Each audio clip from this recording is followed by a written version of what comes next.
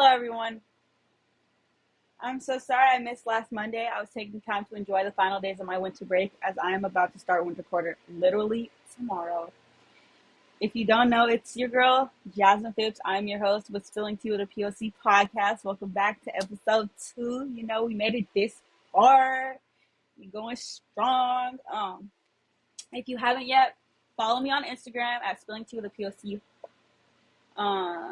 Subscribe to the YouTube. If you guys haven't watched the first podcast or listened to the first podcast, make sure you subscribe, watch that right now, then come back and listen to this one. Today's topic for episode 2 is on self-love and self-care, because as we enter the new year, it is important to take care of yourself while working to better your future. I know for me personally, I'm focusing on myself this year. 2023 is all about me. Shout out to Michaela and Chase, because we were literally just talking about this, bro. Like, self-care is so important, because in order to love somebody else and give your love to somebody else, you got to make sure you love yourself. So the first point that we're going to talk about today is, what is self-love? Self-love is a practice of showing oneself kindness, compassion, and acceptance, and it is an essential part of mental and emotional well-being. It involves taking care of one's physical and mental and emotional needs and setting healthy boundaries with others.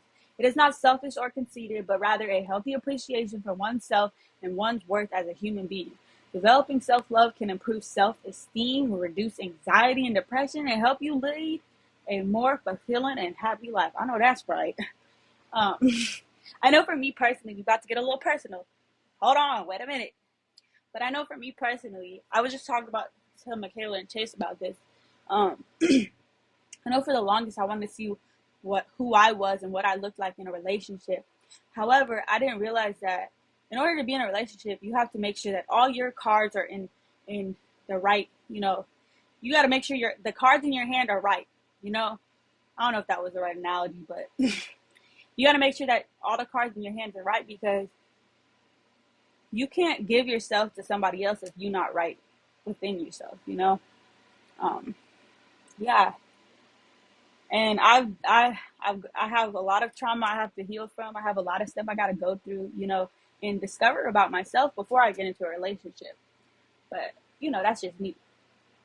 A couple days ago, I was at home, I was chilling, relaxing, living my best life. Because, that when you go to sleep in your bed, that is just a whole different feeling. When you go to sleep at home, that's just a whole different feeling. Let me tell you, bro.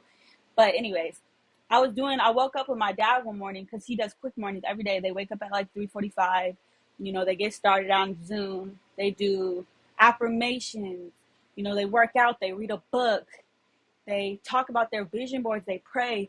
And, shout out to me. On my vision board, I was explaining mine. And one of my quotes is, your future needs you, your past doesn't.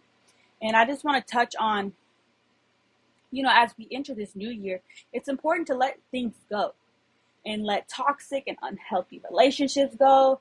It's important to let things go that just aren't benefiting your life, or, they're just bringing you down, because we're succeeding this year. We're making all our dreams, come true. And so we got to let things go. Excuse me. Let me drink my tea, bro, because let me tell you, this calm chamomile has definitely calmed me down. I was literally kind of mad because I had just already filmed this podcast like a couple minutes ago and it completely deleted it. But I'm going to just refilm it. The second point I want to get into is, why is self-love important? Self-love is important because it can help you lead a more fulfilling and happy life. When you have a positive and healthy relationship with yourself, it can boost your self-esteem and confidence and improve your overall mental and emotional well-being. It can also help you set healthy boundaries with others and make better choices for yourself. I love talking about plants, right? And in my book, I do this a lot. You're a flower. You can't surround yourself around a whole bunch of weeds, because then you'll soon become a weed. You got to surround yourself around positive energy, people who inspire you, people who are like making you want to be better every day, because that's important so that you elevate along.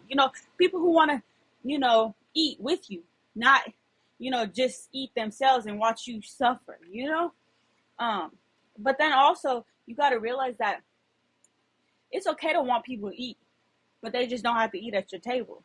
Like there's so many people who I would love and I hope that they eat, but they just can't eat at my table because they're not benefiting me no more.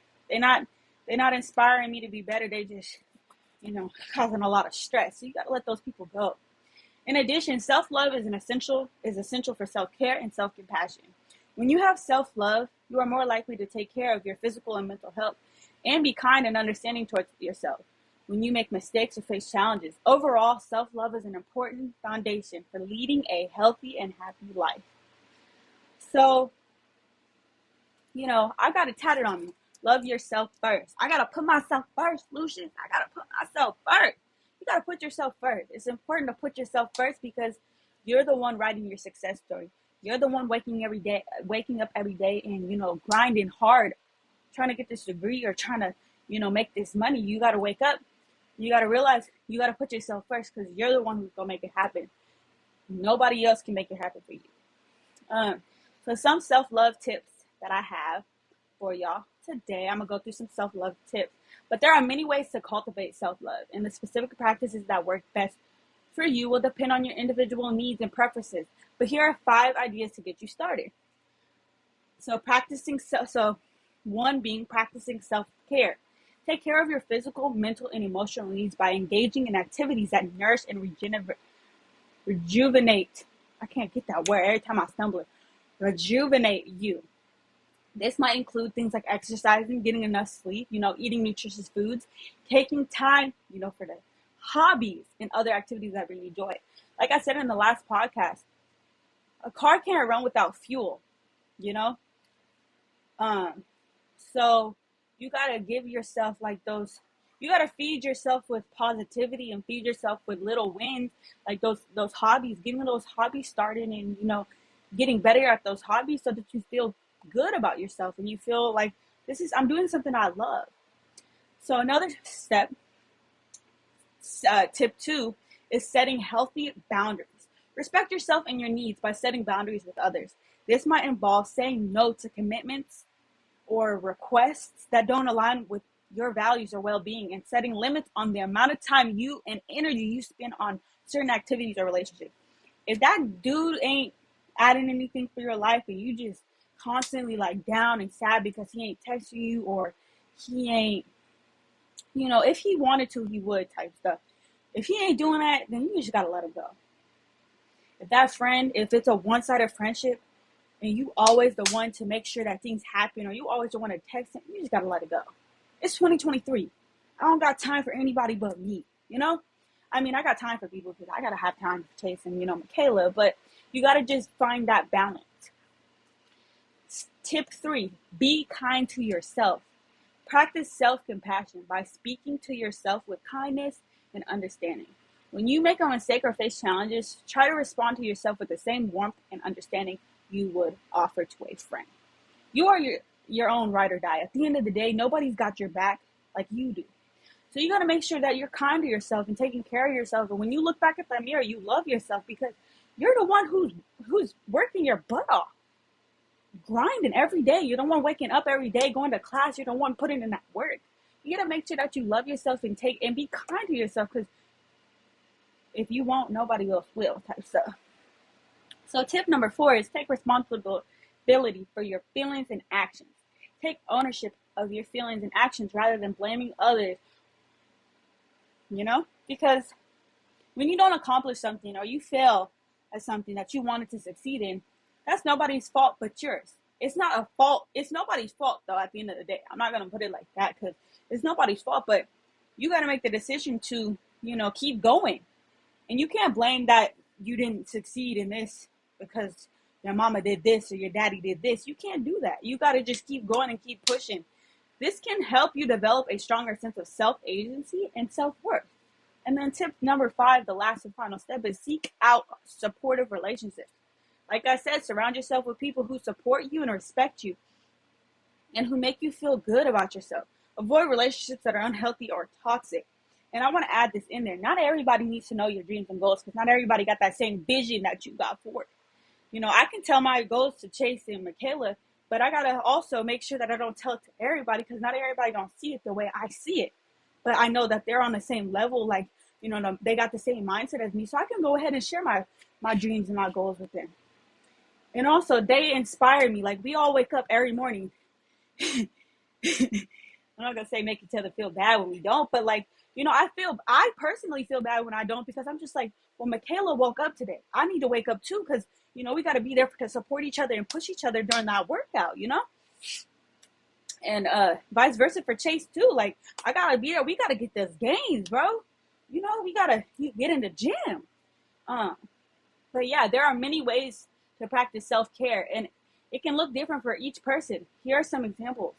Getting enough sleep, like I said earlier, eating a healthy diet, exercising regularly, taking breaks from work or other responsibilities, engaging in activities that bring you joy or relaxation, seeking support from friends, family, or a therapist, and setting boundaries and saying no to things that are not good for you.